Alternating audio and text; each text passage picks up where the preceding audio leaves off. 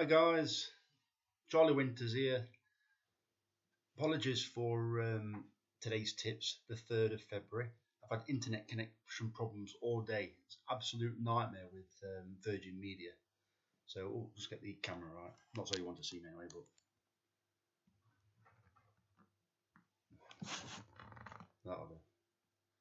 So on to the 4th of February, but first of all, let's have a quick look at the profit and loss. We had a cracking day on, what day was it? So today is Wednesday, the 2nd of February. So I advise a 40 pence each way to 15 and £2 when single on each. Well, good day really. Apples and pears, unfortunately, no way. Earth Business. I think that it returned at 15 to 2, I think it were. It was 8 to 1 when I advised the bet, so you'd have got the best odds guaranteed. Solcombe ran down the field, quite well beat.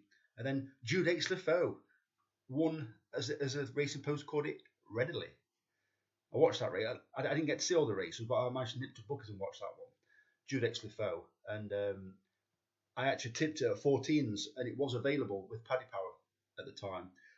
I don't know exactly what the betting was late on, but I'm guessing it was back down from 14s. Could have been bigger, back down to 9s in the end. But it showed a very, very nice profit on the day. So if you stuck to those stakes, let's just show you what you would have returned, or pretty much what you would have returned. By mistake, I might have worked this out to quarter the odds, but give or take a couple of quicks. I'm sure I probably worked some out to fifth of odds in the past when they've actually been quarter the odds. So here we have it, 2nd of February. Starting pot £207.80, staked 20 quid, returned £84.59. That's a profit on the day of £64.59. So it takes us back up, heading towards back to the £300 original starting pot from January. So that's like encouraging. So come on, we can do it. So I've just seen a big light come on outside on me. Right, but yeah, we're up to £272.39. Once again, we're going to stake £20 now, and it's going to be the same stake in pattern as it was on the 2nd of February. So I'll just scroll down. So here we are, free racing tips for the 4th of February 2022. 40 pence each way, lucky 15. I'm sure you're not even listening to me now. I bet you're just looking at the selections. 40 pence each way, lucky 15, and £2 win single on each selection. The first horse in lucky 15 is Knockabout Queen in the 245 at Lingfield. My rating 8 out of 10. Not a great price at 4 to 1, but I expect to be right up there pushing for it. Pure Charmer in the 320 at Lingfield. 7.5 out of 10, and that's around about the 13 to 2 mark. Issa Party, excuse me, in the 240 at Chepstow. 7.5 out of 10, and that's 15 to 2. And Bard in the 3 o'clock at Chepstow. In fact, sorry, I think I've got those times wrong there. I'll just double check.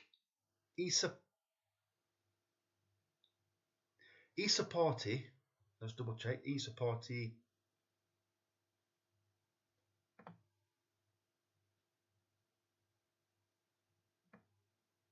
Yeah, that's right. Issa Party is actually in the 3:30 at Chepstow. I'll update that, ready for when I I'll update the website in time.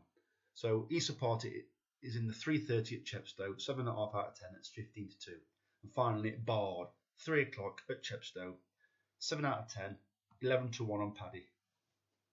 Knockabout Queen ran a crack. It came third, only beaten 3/4 length. And the previous time it ran at Lingfield, it was also beaten 3/4 length. I expect it to make the frame, but obviously if it makes the frame, it's a loss on the win side, but then it's a loss on the each way. But this is going to be close to a win today, as in the 4th of February. It's David Probert today rather than Tom Marquand. Well, I'm a big fan of Tom Marquand, but I don't think he gave it the best of rides. It's like it didn't become out of pace, but it was a bit tap for toe. And then I think Marquand felt as though it wasn't going to pick up, so he just carried on riding. And also it picked up towards the end, and it was closing quite fast. So I think if Probert gets stuck into this around their home bend again and really rides it out to the line, I think Knockabout Queen, I think it could get its head in front. Pure Charmer. This is also, I believe this is also run twice at Lingfield as well. It seems to save its best for there, and it prefers to lead. Well, it's got inside draw today, and Holly Doyle takes the man. It's 13-2 and expected to lead, and hopefully she's quite good from the front. Holly Doyle is. Well, she's quite good from everywhere. Let's be honest, she's one of the top jockeys, but she shouldn't be far away on this horse. Right, we've got Issa Party in what is now the 3:30 at Chepstow, 15-2. Issa Party, it ran at Chepstow on its reappearance, and I'm kind of trying to work out what they're doing with this horse, because I'm hoping that it will like as fat as a pig on its reappearance. That was in November, and it runs well fresh. But I'm thinking, could this be the race for it? They're definitely lining a race up for it, because it's dropped massively. I'll just flick the form up. It's dropped massively in the. You might, yeah, you will be able to see it. Just give me a second, and I shall show you exactly what made this horse catch my eye.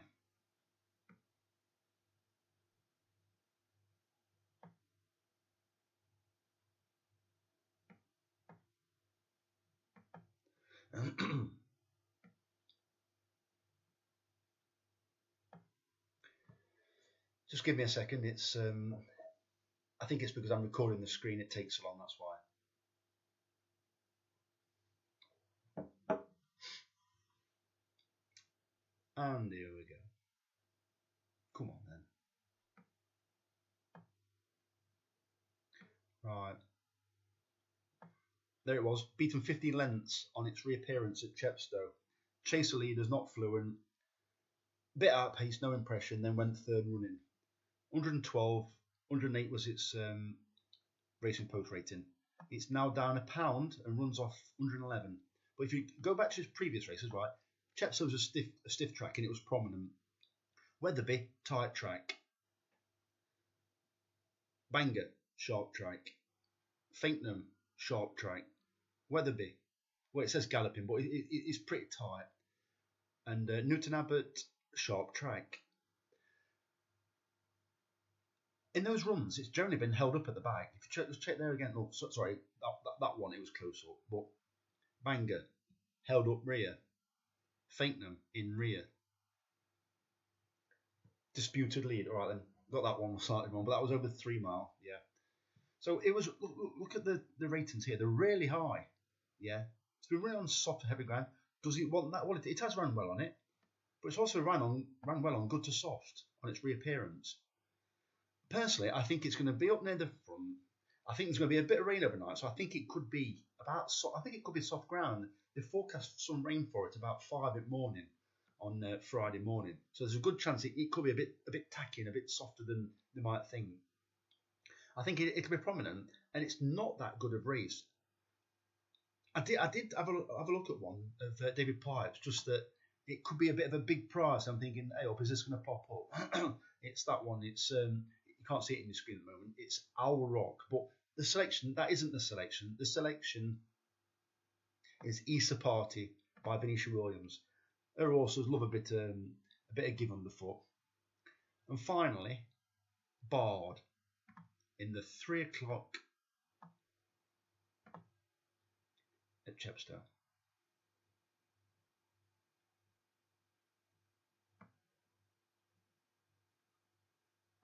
Right, Bard's got first time blinkers, and I keep saying it's hard to win with. So is it not giving its all? It's been running okay. It's just not. It seems a bit odd that they're putting first time blinkers on a 10-year-old. Do you know what I mean? It's you'd have thought early on in its career it probably would have had a different would have had blinkers, because it's probably been racing for 7 years, 6 years. And to only put blinkers on it as a 10-year-old, it just it makes you ask a few questions. That's all. I'll just change screen there. Well, 11-1. Gavin Sheehan's good jockey. I think they might actually, although it's got blinkers on it, it tends to like sharpen them up a bit. But I do still think it will be held up towards the back, or at least mid-division, and brought into the race gradually. So those are the selections for today. Knockabout Queen, Pure Charmer, Issa Party and Bard. 40 pence each way, lucky 15, and a £2 win, single on each. Fingers crossed. Have a good day, everybody. And I shall see you tomorrow for Saturday's tips. Cheers.